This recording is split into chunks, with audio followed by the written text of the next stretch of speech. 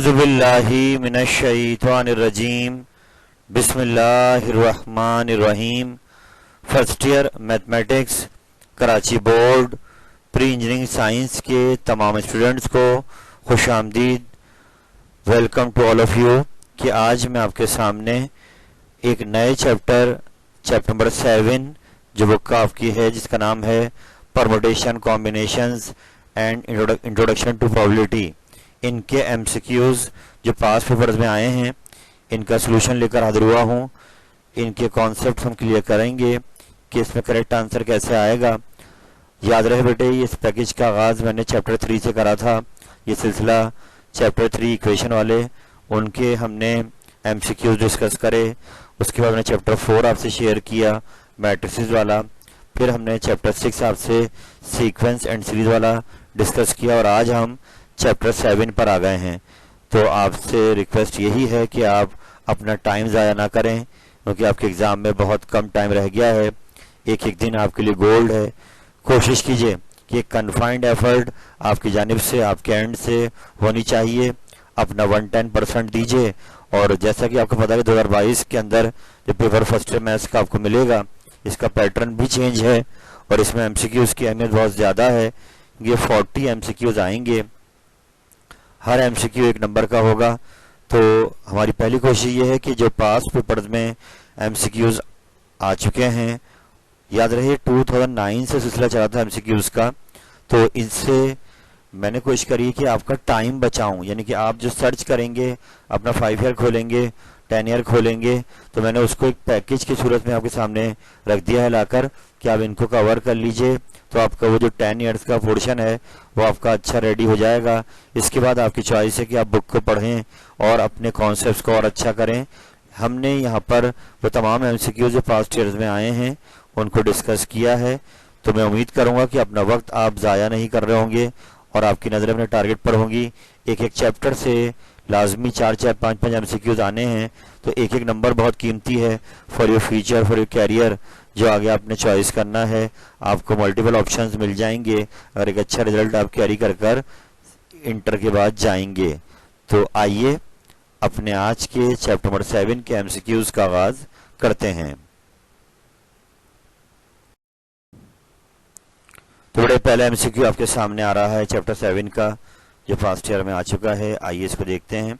बेटे यहाँ पर 5p3 की वैल्यू मांगी जा रही है। याद रहे जो p स्टैंड कर रहा है परमुटेशन का सिंबल है और npr इसका एक फॉर्मूला है, चैप्टर 7 में आपने पढ़ा है। इसकी 5p3 की वैल्यू आप डायरेक्ट कैलकुलेटर से भी निकाल सकते हैं। बटन होता है npr का, आप पहले 5 दबाएंगे, फिर वो npr का बटन दबाएंगे, फिर 3 दबाएंगे, इक्वल दबाएंगे तो आंसर डायरेक्ट 60 आपका आ जाएगा। लेकिन आखिर ये 60 आया कैसे, इसको मैंने अभी क्लियर किया है कि इसी बहाने आपको npr का फॉर्मूला भी याद हो जाएगा कि npr बराबर है n factorial upon n minus r, bracket के अंदर है और बाहर है फैक्टोरियल। यानी कि जो आपको यहाँ दिया हुआ है ज़्यादा वाला वो क्या होगा n, और जो छोटा वाला होगा वो क्या होगा r। तो 5n हो गया, r आपका 3 है। तो आप इस फॉर्मूले में जाएंगे और वैल्यूज़ को रखेंगे। n को आपने 5 रखा, r को आपने 3 रखा। 5 फैक्टोरियल अपॉन 5 माना 3 फैक्टोरियल।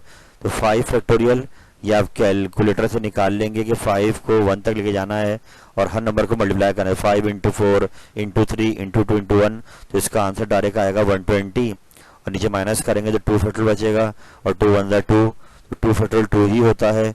120 को 2 से डिवाइड करें तो आंसर आपका क्या आ गया 60। तो यूँ 5p3 का आंसर क्या होगा 60। करेक्ट ऑप्शन नंबर 2 मौजूद है आपके सामने। और इसी बहाने आपको npr का फॉर्मूला भी नजर आ गया है। इस फॉर्मूले को याद रखिए, एग्जाम में अक्सर ये पूछा जाता है। तो आई होप ये ब्लैंक क्लियर हो गई होगी आपको। हम चलते हैं नेक्स्ट पर।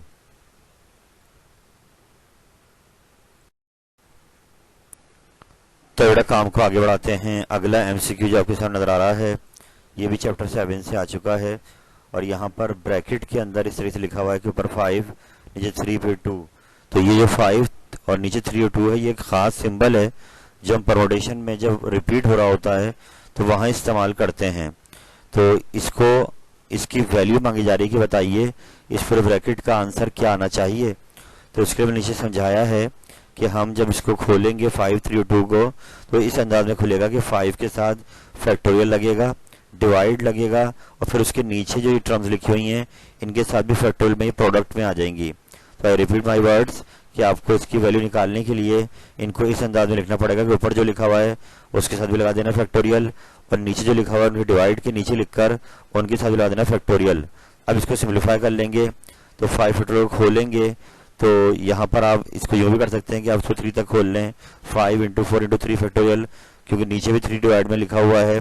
2 फैक्टोरियल को आप खोले ही ना, तो 3 फैक्टोरियल से 3 फैक्टोरियल क्या हो जाएगा कैंसिल, 5 4 × 20 और 2 फैक्टोरियल 2 ही होता है, 20/2 आंसर क्या आ जाएगा 10।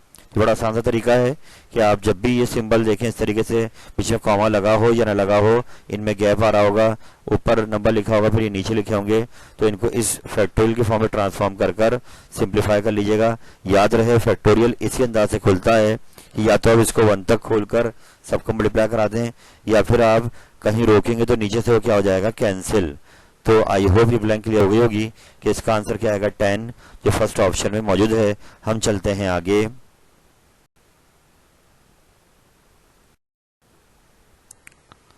तो बड़ा ये अगला एमसीक्यू आपके सामने आ रहा है और ये पास्ट ईयर में इस टाइप का एमसीक्यू काफ़ी बार आया हुआ है। तो यहाँ पर आपको फैक्टोरियल के फंक्शन को क्लियर समझना है कि फैक्टोरियल जब खुलता है तो किस अंदाज में खुलता है। यहाँ पे इन्होंने एक रेशियो बना के दी हुई है, ऊपर लिखा हुआ है n+1 फैक्टोरियल, नीचे लिखा हुआ है n-1 फैक्टोरियल। इसको सिंप्लीफाई करके इसका आंसर लेकर आना है। तो आए देखें, n+1 factorial upon n-1 factorial को हमें सिंप्लीफाई करना पड़ेगा। तो पहले तो ये पिक करना पड़ेगा कि कौन सी टर्म या कौन सा ब्रैकेट जो वैल्यू आ रही है वो बड़ी है। तो ऊपर आप देखें +1 आ रहा है तो नीचे -1 आ रहा है, तो +1 बड़ा है, तो जो बड़ा है उसको हम खोलेंगे, माइनस वाला छोटा है इसको नहीं छेड़ेंगे। प्लस वाले को ऐसे खोला कि n+1 पहले ऐसे ही लिखा, फिर इसमें 1 कम कर दिया, मल्टीप्लाई का साइन लगेगा बीच में, जब 1 कम करें तो n रह जाएगा, फिर इसमें 1 और कम किया तो अगली टर्म आ गई n-1। अब नीचे हम देख रहे हैं कि नीचे भी लिखा हुआ है n-1 फैक्टोरियल, तो इसको आगे नहीं खोलेंगे।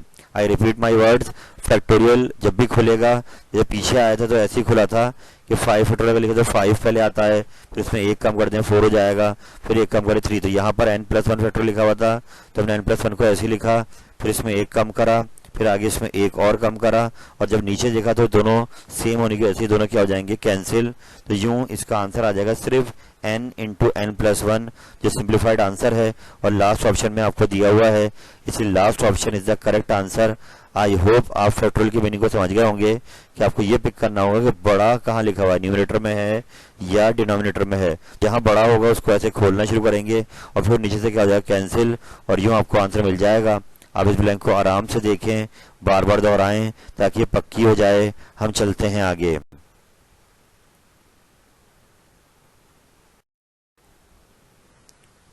तो बेटा काम को अब आगे बढ़ाते हैं और यहाँ पर टॉपिक आ गया है प्रोबेबिलिटी का, कि पास्ट ईयर में इससे भी एमसीक्यूज आ चुके हैं। चैप्टर 7 में परमुटेशन कॉम्बिनेशन पढ़ने के बाद टॉपिक है प्रोबेबिलिटी का, तो इसके कौन से बच्चे बनाने पड़ेंगे आपको। यहाँ सवाल क्या है कि हमने कॉइन टॉस करना है। कॉइन में एज यू नो के 2 फेसेस होते हैं, एक हेड होता है और एक टेल होता है। तो यहाँ पर एक कॉइन टॉस किया जा रहा है। क्वेश्चन ये किया जा रहा है कि बताइए टेल आने का चांस कितना है, कि जब एक सिंगल कॉइन को हम टॉस करेंगे तो उसमें टेल आने का चांस कितना है। तो मेरे बेटे बिल्कुल परेशान आपने नहीं होना है। फर्स्ट ऑफ ऑल प्रोबेबिलिटी का एक फॉर्मूला है जो बुक में दिया हुआ है कि P = OA/OS। OA क्या होता है, वो तादाद होती है जो आउटकम्स आप लाना चाहते हैं, और OS क्या होती है, टोटल पॉसिबल आउटकम जो एक इवेंट में हो सकते हैं। यानी जिस इवेंट की प्रोबेबिलिटी आपको निकालनी है, आपको उसके बारे में पूरी इन्फॉर्मेशन होनी चाहिए कि इवेंट कितने तरीकों से हो सकता है, और जिस तरीके से आप कराना चाहते हैं उसकी काउंटिंग भी आपको होनी चाहिए। तो हम यहाँ चाहते हैं कि टेल आए, तो अब कॉइन में फेस कितने हैं, 2, तो इट मीन्स OS आपका कितना हो जाएगा, 2 ही हो जाएगा। यानी coin has 2 faces, head and tail. तो जब भी उसको हम टॉस करेंगे तो 2 पॉसिबल आउटकम हो सकते हैं कि या तो हेड आ जाए या टेल आ जाए।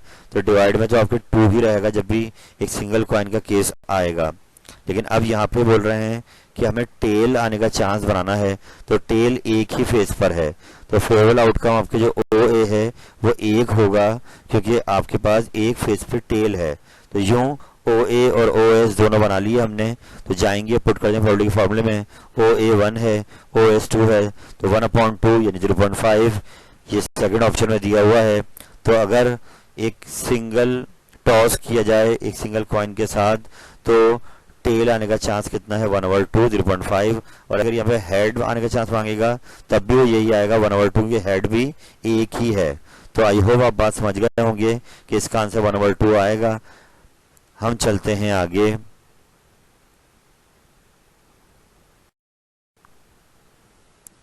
तो बड़ा काम को आगे बढ़ाते हैं। यहाँ पर आपके पास इस क्वेश्चन में कॉम्बिनेशन के फॉर्मूले का इस्तेमाल होना है। 13C11 बोल रहा है कि इसमें 13C11 की वैल्यू क्या आएगी। तो याद रहे जैसे इससे पहले ऊपर MCQ आया था NPR वाला परमुटेशन का, तो ऐसी NCR का भी बटन कैलकुलेटर में आपको दिया हुआ है, आप उसको यूज कर सकते हैं और डायरेक्ट आंसर निकाल सकते हैं कि 13 NCR दबाएंगे 11 इक्वल दबाएंगे तो 78 आंसर आ जाएगा। लेकिन इस ब्लैंक को समझने का मकसद ये कि आपको ये फॉर्मूला भी याद हो जाए कि NCR कॉम्बिनेशन फॉर्मूले में जो परमुटेशन फॉर्मूला था उसमें R फैक्टोरियल आगे नहीं आ रहा था, कॉम्बिनेशन में क्या आएगा आगे R फैक्टोरियल भी आएगा। तो अब यहाँ पर N13 है और R आपका 11 है, तो इनकी वैल्यूज को रखते हैं फॉर्मूले के अंदर। 13 फैक्टोरियल ऊपर आ गया, 13 - 11 इंटू 11 फैक्टोरियल। अब इसको सॉल्व कर लेते हैं। 13 फैक्टोरियल ये माइनस करा तो 2 फैक्टोरियल रह गया, आगे 11 फैक्टोरियल रह गया। तो 13 को खोल लेते हैं 13 12 11 तक, ताकि नीचे 11 से ही फैक्टोरियल से कैंसिल हो जाए और नीचे से 2 बचेगा। 2 फैक्टोरियल भी 2 ही होता है, 2 6 12, 13 6 78। तो यूँ कैलकुलेटर से भी इसका आंसर आ सकता है और इस तरीके से फॉर्मूले में रखकर भी आप आंसर ला सकते हैं 78। आई होप कि आप इसको आराम से देख लेंगे। हम चलते हैं आगे।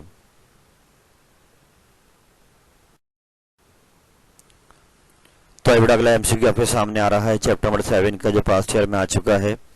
कि यहाँ पर बात हो रही है डाई की। डाई मतलब जैसे लूडो आप खेलते हैं, लूडो में एक छक्का होता है, उस छक्के में 6 फेसेस होते हैं, यानी जो दाने बाने होते हैं 1 2 3 4 5 6।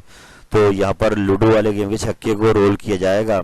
तो सवाल ये कि बताइए जब हम उस छक्के को रोल करेंगे तो जो रिजल्ट्स आएंगे उनमें 2 और 5 यानी 2 या 5 आने का चांस कितना है। तो बात को समझिएगा, यहाँ पर और लगा हुआ है, और मतलब या। याद रहे कि और मतलब हम यहाँ पर 2 आने का चांस अलग बना सकते हैं, 5 आने का चांस अलग बना सकते हैं और आखिर में दोनों चांसेस को ऐड कर देंगे तब भी ये सवाल हो जाएगा। अदरवाइज 2 आ जाए तब भी इवेंट पूरा हो जाएगा, 5 आ जाए तब भी इवेंट पूरा हो जाएगा। तो इसमें यहाँ पर हमने प्रोबेबिलिटी का सवाल है। तो बात को आगे बढ़ाते हैं। फॉर्मूला वही वाला आगे जो पीछे लगाया था कि फेवरेबल आउटकम ऊपर आएंगे, पॉसिबल आउटकम नीचे आएंगे। जब हम डाई की बात करते हैं तो डाई में 6 फेसेस हैं, तो टोटल पॉसिबल आउटकम कितने हो जाएंगे 6। OS कितना हो गया 6। ये जो लूडो है, लूडो में छक्का यूज करते हैं उसमें पॉसिबल चांसेस क्या हो सकते हैं कि 6 फेज उसके बाद यूनिक होते हैं। जो फेज ऊपर आता है उसको ही हम पढ़ रहे होते हैं। तो अब यहाँ पे क्या चाहता है, ये चाह रहा है भाई 2 आने का या 5 आने का चांस। तो फेवरेबल आउटकम आप दोनों को मिला भी सकते हैं कि 2 हैं, यानी कि दोनों इवेंट इसमें आ रहे हैं कि 2 आ जाए या 5 आ जाए। तो इट मीन्स OA आपका क्या हो जाएगा 2, यानी फेवरेबल आउटकम में 2 आ जाए या 5 आ जाए, आपका इवेंट पूरा हो जाएगा। तो फेवरेबल आउटकम 6 में से कितने हो गए 2 हो गए। तो अब हम बना लेंगे इसी प्रोबेबिलिटी। OA ऊपर आ गया, OS नीचे, 2/6। तो आंसर क्या आ जाएगा 1/3। और ये आपके सेकंड ऑप्शन में मौजूद है। यानी आप इसमें ये भी कर सकते थे कि 2 आने का चांस अलग बनाते, 5 आने का चांस अलग बनाते और बाद में दोनों चांसेस को प्लस कर देते। यानी और जब भी होगा तो क्या हो जाएंगे प्लस हो जाएंगे। यानी 2 आए तब भी ठीक है, 5 आए तब भी ठीक है, तब भी आंसर आपका यही आता। या हमने डायरेक्ट OA को 2 ले लिया कि 2 इवेंट ऐसे थे जो हमारे फेवरेट आउटकम को पूरा कर रहे थे, इसलिए इसका आंसर क्या आ रहा है 1/3। आई होप अब इसको आराम से दोहराएंगे। हम चलते हैं आगे।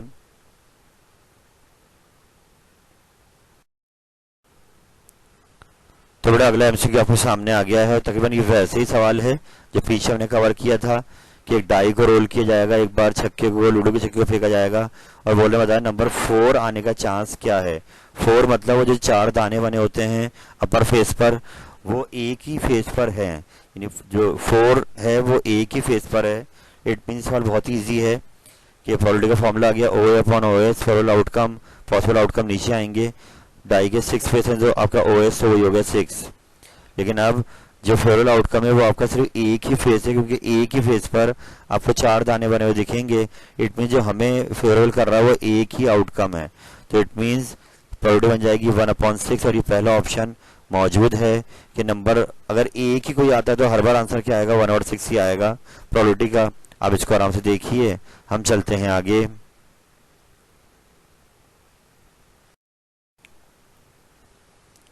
तो बेटा काम को आगे बढ़ाते हैं। इस टाइप का एमसीक्यू ऊपर भी हम लोग करके आए हैं, पेपर में आ चुका है कि जब भी रेशियो इस टाइप की बनी हुई आए तो मैंने आपसे वहां समझाया था आपको कि आप बड़ा पिक करेंगे कि न्यूमरेटर वैल्यू बड़ी है या डिनोमिनेटर वैल्यू बड़ी है। तो यहाँ पर n+1 बड़ा है डिनोमिनेटर में, तो इसको खोला जाएगा। तो आए देखें, सॉल्व करते हैं इसको हम कि n फैक्टोरियल को ऐसे छोड़ दिया, n+1 को खोलेंगे तो फर्स्ट टर्म तो ऐसी आ गई, फिर इसमें एक कम कर दिया। तो जब एक कम करेंगे तो n फैक्टोरियल ऊपर आ रहा है, n फैक्टोरियल ही नीचे आ रहा है, ये दोनों कैंसिल हो जाएंगे और यूँ आपका आंसर आएगा 1/n+1 जो फर्स्ट ऑप्शन में मौजूद है। तो ये ब्लैंक रिपीट भी हो गई। देखें कि आपको बस ये ख्याल रखना है कि बड़ी वैल्यू कौन सी है उसको खोलें, नीचे वाला खुद ही या ऊपर वाला खुद ही कैंसिल हो जाएगा। तो इसका आंसर फर्स्ट ऑप्शन है। आराम से इसको दोहराइए, हम चलते हैं आगे।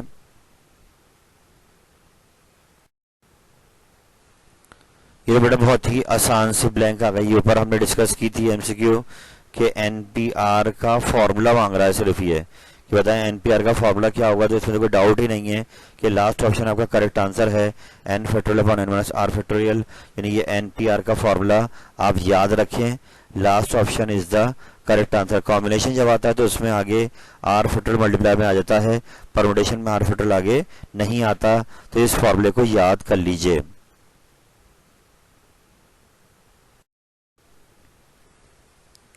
बेटा अगला एमसीक्यू आपके सामने आ गया, बहुत इजी सा एमसीक्यू है। पेपर में बिल्कुल प्रेशर मत लीजिएगा, आराम से क्वेश्चन को पढ़िएगा, उसकी लॉजिक को अंडरस्टैंड कीजिएगा, एमसीक्यू सही हो जाएगा। देखिए यहाँ देखें आप, पेपर में सवाल लेटेस्ट ईयर में आया है कि डाई और कॉइन यानी जो लूडो का छक्का है उसको और कॉइन को एक साथ क्या किया गया, टॉस किया गया। और अब जब टॉस करके रिजल्ट देंगे अपना तो बताएं, प्रोबेबिलिटी बताएं कि 2 हेड आने के चांस कितने होंगे। तो बात बहुत सिंपल है, एक कॉइन को टॉस कर रहे हैं, दूसरा एक ही हेड है, डाई में तो कोई हेड या टेल होते ही नहीं है। तो इट मीन्स ऐसा कभी मुमकिन ही नहीं है कि आप एक छक्के को और एक कॉइन को एक साथ टॉस कर 2 हेड ऑब्टेन कर लें। तो ये बात तो बहुत ही सिंपल है कि डायरेक्ट इसका आंसर क्या आएगा, 0। ये प्रोबेबिलिटी जो इवन मुमकिन नहीं है उसकी क्या होती है, 0 होती है। ये बात मैंने यहाँ पे लिख के समझा दी है कि एक डाई है, एक कॉइन है और चांस 2 हेड आने का मुमकिन ही नहीं है क्योंकि एक हेड है एक कॉइन के पास। तो 2 हेड नहीं आता, तो इसलिए इसका आंसर क्या आएगा, 0। सेकंड ऑप्शन करेक्ट है। हम चलते हैं आगे।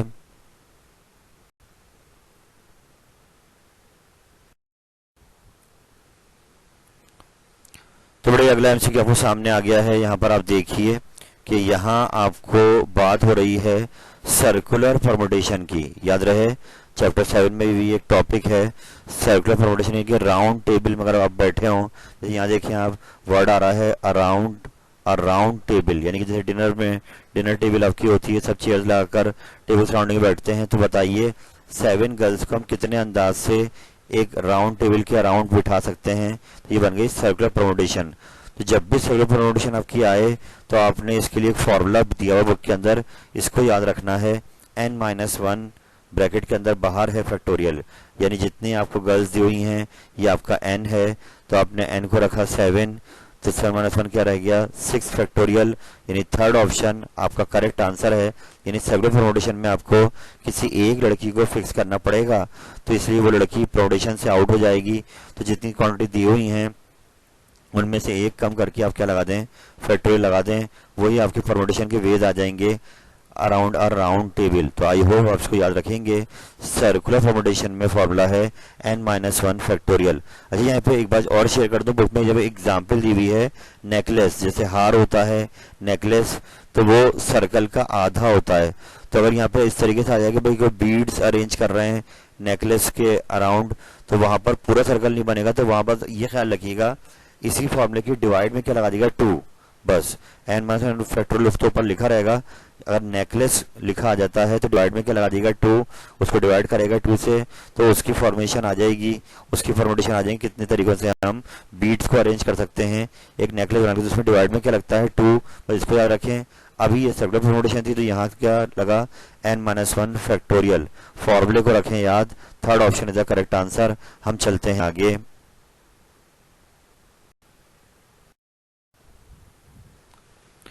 तो बेटा अगला सवाल आपके सामने आ गया है, बहुत इजी सा है, वही NPR वाले फॉर्मूले को यूज करना है और यहाँ पर R की वैल्यू क्या हो गई है 0। तो अगर फॉर्मूला को याद है NPR का n factorial upon n minus r factorial, तो अब n की वैल्यू n ही रखेंगे, r को ले लेंगे 0। तो आए रखते हैं, n को n दिया, r को 0 ले लिया, डिवाइड में 0 रखा, तो नीचे भी आ गया n फैक्टोरियल, ऊपर भी आ गया n फैक्टोरियल, दोनों क्या हो जाएंगे कैंसिल आउट, और यूँ इसका आंसर क्या आएगा 1। इसलिए लास्ट ऑप्शन आपका करेक्ट है, इसको आराम से आप देखिए।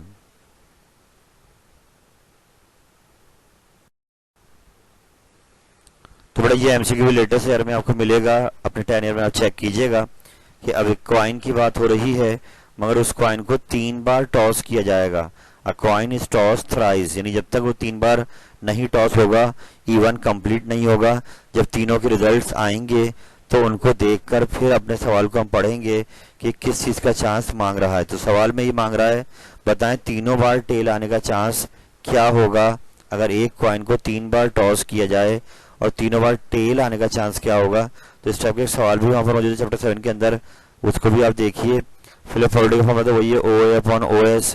यहाँ पर आपको सैंपल स्पेस के लिए इस बात का ख्याल रखना होगा कि कॉइन को 3 बार टॉस करना है। तो हमने यहाँ पे एक ब्रैकेट बनाया जो सैंपल स्पेस दिखा रहा है, वो तमाम इवेंट्स दिखा रहा है जो 3 बार टॉस करने पर आ सकते हैं। तीनों में हेड आ सकता है, 2 बार हेड आ जाए, 1 बार टेल आ जाए, या हेड फिर tail head, double tail head आ जाए, टेल हेड टेल हो जाए, टेल हेड हेड आ जाए, रिजल्ट्स में हेड टेल टेल आ जाए। और एक ही इवेंट ऐसा है जो आपके सवाल को वेरीफाई कर रहा है, यानी कि फेवरेबल कर रहा है कि ट्रिपल टेल के तीनों बार वो चाह रहे हैं टेल, तो ये एक ही जगह पर ऐसा है कि 3 बार क्या आ गई है टेल। तो इट मीन्स आपका जो OS है वो तो टोटल 8 बनेगा, देख गिन सकते हैं आप 1 2 3 4 5 6 7 8 तमाम पॉसिबल आउटकम आपने गिन लिए। और अब जो फेवरेबल आपका है वो एक ही बार हो रहा है ट्रिपल टेल वाला, तो इसलिए इसका आंसर क्या हो जाएगा 1/8। Third option is the correct answer. Triple tail को एक ही इवेंट फेवर कर रहा है। आई होप आपकी बात समझ में आ गई हो। हम चलते हैं आगे।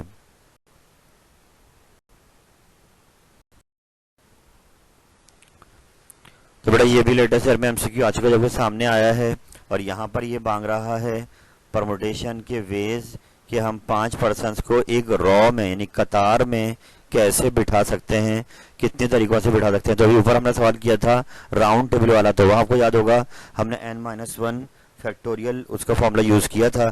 यहाँ आप देखिए रॉ लिखा हुआ आ रहा है कतार, तो एक कतार में जो सिंपल n फैक्टोरियल का फॉर्मूला है, पर इसको याद रखना है आपने कि अगर रॉ अगर आ गई तो जितने मेंबर्स दिए हुए हैं उसके आगे क्या लगा दें फैक्टोरियल, उतने अंदाज से आप उनको आगे पीछे शफल कर सकते हैं और यूनिक पैटर्न बना सकते हैं।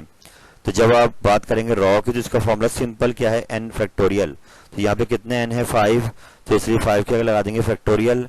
तो यूं 5 फैक्टोरियल मतलब 5 को 1 तक ले जाएं, सबको मल्टीप्लाई कर दें, तो यूं इसका आंसर क्या आ गया 120 वेज। यानी कि अगर रॉ होती है तो सिंपल आप जितने पर्सन दिए हैं उन सबको यूज करेंगे। राउंड टेबल में हमने एक कम किया था, यहाँ कम नहीं करेंगे, पर रॉ से याद रखें उसका फैक्टोरियल ले लें, 120 वेज से हम उनको एक कतार में बिठा सकते हैं। इसको आराम से आप देखिए। हम चलते हैं आगे।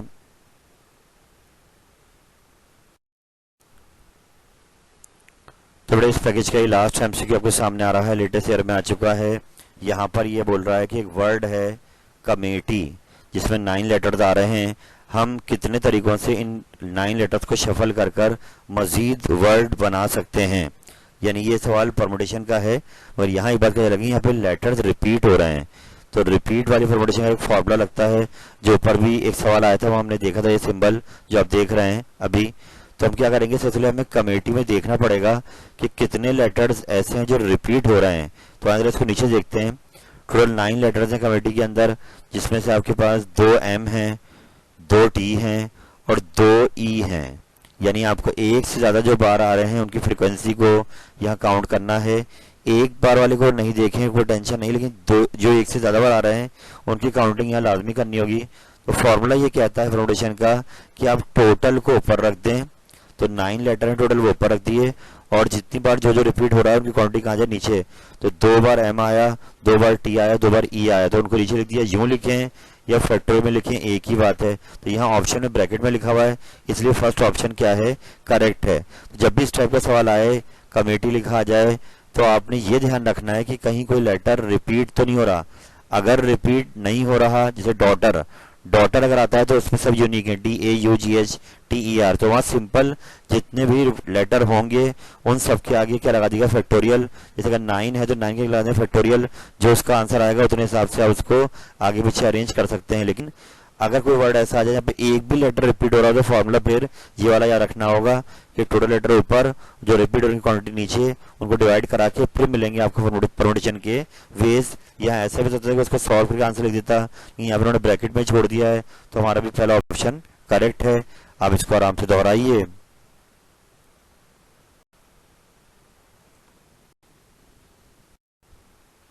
अल्हम्दुलिल्लाह रब्बिल आलमीन, अल्लाह ताला की दी हुई अता से आज मैंने पास पेपर्स में जो चैप्टर 7 से MCQs आए हैं उनको समझाने की कोशिश की है आपको, और मैं उम्मीद करूंगा कि आप इन 40 नंबरों की अहमियत को बहुत ज़्यादा समझ रहे होंगे और आपने ये नंबर लूज़ नहीं करने। बेटा याद रखें, 40 MCQs 40 marks, they are very crucial. आपने बार बार इसको अभी समझ लिया तो एग्ज़ाम में इंशाअल्लाह ताला ये चंद सेकंड के अंदर ही आप अपने MCQs एक एक करके करते जाएंगे, क्योंकि वो चीज़ आपने देखी भी होगी बार बार, आपके कॉन्सेप्ट अच्छे बने हुए होंगे तो वो टाइम नहीं लेगा। लेकिन वही चीज़ अगर आपने नहीं देखी होगी तो एग्ज़ाम में आप उसको बार बार पढ़ना पड़ेगा और उसको समझना पड़ेगा, तो ये काफ़ी टाइम किल कर देगा आपको एग्ज़ाम में। 40 MCQs ज़्यादा हैं, आपको 40 को पढ़ना होगा तभी तो आप आंसर पिक करेंगे। तो मैं इसलिए चाह रहा हूँ कि आपको इस पोर्शन की अच्छी तैयारी करा दी जाए कि आपका ये एग्ज़ाम में मैक्सिमम नंबर आपको दे और कम से कम वक्त आपका ले।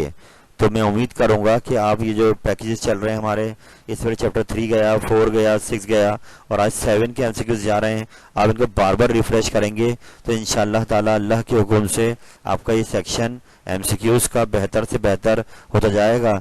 याद रहे, एक एक दिन बहुत कीमती है, आपने अपने वक्त को ज़ाया नहीं करना है। कल का इंतज़ार ना करें, आज ही इनको रेडी कर लें और बार बार रिफ्रेश करते रहें। और इंशाअल्लाह ताला अगर एग्ज़ाम में आप सिर्फ इनको भी देख के चले गए इस चैप्टर से, तो मैं बहुत ज़्यादा पुरुमीद हूँ कि आपको एग्ज़ाम में जो MCQ मिलेगा वो इंशाअल्लाह आप कर लेंगे। और देखने मकसद ये है कि आप लॉजिक को समझें, सिर्फ रट्टन लगाएं कि इसका ये आंसर करेक्ट है, आप लॉजिक समझें कि क्यों करेक्ट है एक ऑप्शन, बाकी 3 क्यों गलत है, तो आपको पता होगा कि पूरे क्वेश्चन है ये। जब तक आपको क्वेश्चन के फॉर्मूला आपको नहीं पता होगा, आप उसकी गहराई में नहीं जाएंगे, आप वो MCQ नहीं कर पाएंगे। तो आई होप कि आप अपना वक्त ज़ाया नहीं करेंगे और इन 40 मार्क्स की केयर करेंगे। अल्लाह से दुआ है कि अल्लाह आपके कदमों को मजबूती अता फरमाए और अपने वक्त को आप ज़ाया ना करें और आप टाइम को यूटिलाइज़ करें। इंशाअल्लाह ताला एक बहुत अच्छा रिजल्ट आप लेकर आएँ, उसके लिए आपको एफर्ट पुट करनी पड़ेगी, अपना 110% देना पड़ेगा और फिर आप अल्लाह पे छोड़ दें। इंशाअल्लाह एक बहुत अच्छा रिजल्ट आपका इंतज़ार कर रहा है। फ़ी अमानिल्लाह, अल्लाह हाफिज़। आज के लिए इतना ही। अल्लाह ताला आपका हामी नासिर हो। अल्लाह हाफिज़।